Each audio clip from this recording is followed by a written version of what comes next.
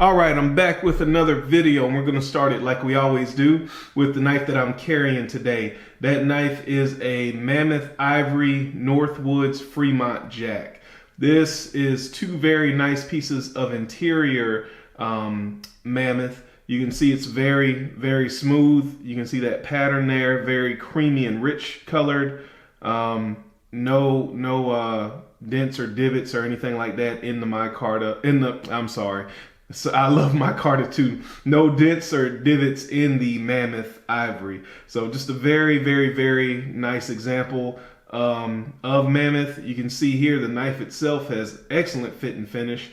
The only small issue, and it came like this, I am the second owner, but this came from somebody who didn't use the knife a lot either, is this mark here on the back of the blade, and from having the knife for a while, this pepper spot on the bolster. This knife has excellent walk and talk. It is just a great knife when you want to carry something that looks a little bit fancy. Great for a fancy carry. That's the knife I have in my pocket. I do happen to have the slip that came with it beside me.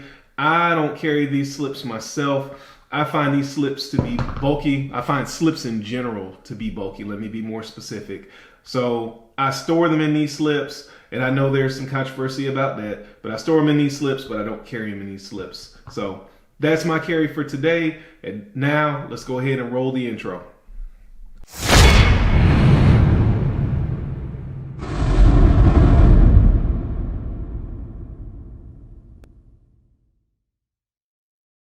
Today I'm going to show off a knife that I just got this week.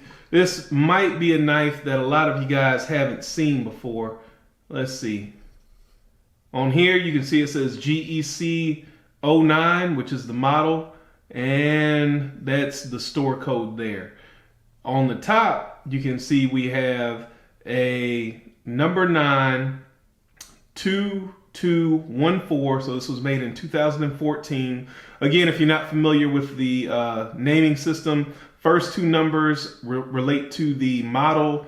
The next number relates to the shape of the main blade, which in this case would be a spear or pin blade. I'm not sure how they classified it in this knife because it is very small.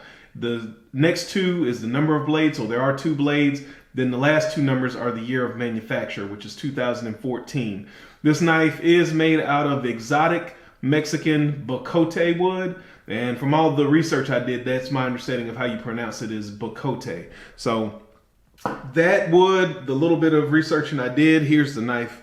The little bit of researching I did is that this is a wood used for decorative use. It's not any stronger than a typical American hardwood. It's, you know, just decorative and used for things that people want to make look nice, furniture and the like. As you can see here, this knife is a fairly small knife. It does have the 2 blades on a single back spring. And this knife here, I couldn't believe it when I pulled it out of the tube. I am the second owner at least. I did buy this used, excellent price, thanks to the seller. First, I was a little bit surprised it was pretty small, but this is a great knife for the type of stuff that I do 90% of the time during the work week, at least at work. This would be great in the office for just, you know, opening packages, reams of paper, envelopes, little things like that. But you can see that the fit and finish is the next thing that kind of took me aback. There are no gaps anywhere on this knife. The finish is very, very, very highly polished. I'm not the biggest fan of the wood. I would have preferred something in a bone cover, but again, knives like this, and if I haven't said it in a video on YouTube, I've said it on my Instagram channel, and I say it pretty much everywhere. Knives like this, when you see them come up, especially if the price is right, you buy what you can while you can, and then you worry about either trading this in for another version, or you wait until another one pops up, you buy that one, and then you sell this one. So I wasn't going to pass on this, especially at the good price I got it for. Excellent fit and finish.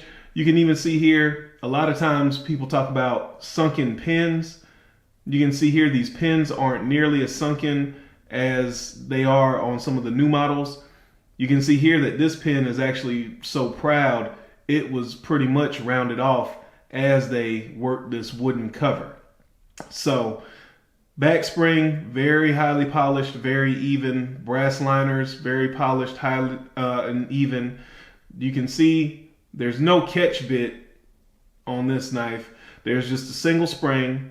There is this blade here, which, like I said, I would consider this a pen blade or a spear blade. It's very small, so I don't know exactly what they consider it.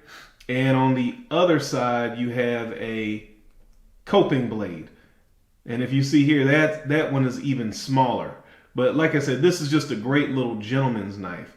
You can see on this side, here, let's flip it up so you can see some. Oh, no half stops, by the way.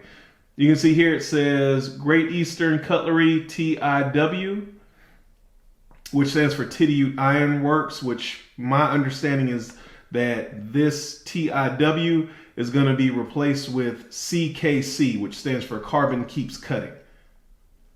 On the other side here, you can see it says Tidiute Cutlery, made in the USA. Very nice snap closed. This is 092, which again would be the pattern, which is 09, and then this main blade shape here, which is a 2. On this side, you have the second half of the combination. The 2 represents the 2 blades, and then the 14 represents the year that this knife was made. So no half stop. However, when these knives open, very good pop, very good snap closed. Same thing with the main blade. Very good snap open, very good snap closed. I would say that the pull is around a 5. These blades don't rub. You can see here. And one thing that I'm guilty of, a lot of these knives are built so that the rub is either non-existent or very minimal, but I have a tendency to grab a blade and push it in. What you really want to do is you want to grab, put your nail in the nail nick and push up. Put your finger behind that blade and push directly up on that blade. That will ensure that you don't get any rub marks. And like I said, you can see here, I'm the second owner and there are no rub marks on this blade.